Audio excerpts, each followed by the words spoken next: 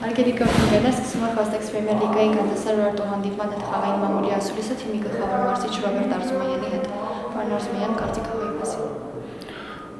Առաջին խաղակեսը մենք այդպես էլ չենք հասկացել լրջությունը մրցակցի մոտիվացիայի, մրցակցի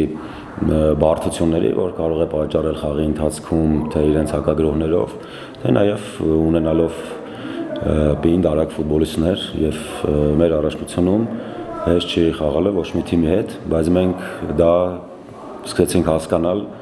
երկրորդ գոլից հետո, որը ընդունելի չէ եւ երկրորդ խաղակեսը կերպանափոխվեցինք, լավ թե ֆուտբոլ խաղացինք, թե ցանկությունը ավելի մեծ էր, կարող ենք հաղթանակ կորզել, չստացվեց, բայց նաեւ արդեն մի քիչ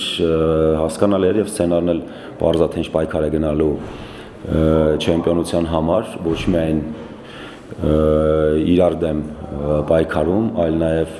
այսպիսի թիմերի դեմ, որոնք ունենալու են կողմնակի այլ մոտիվացիաներ, բնականաբար, որ մենք գիտենք եւ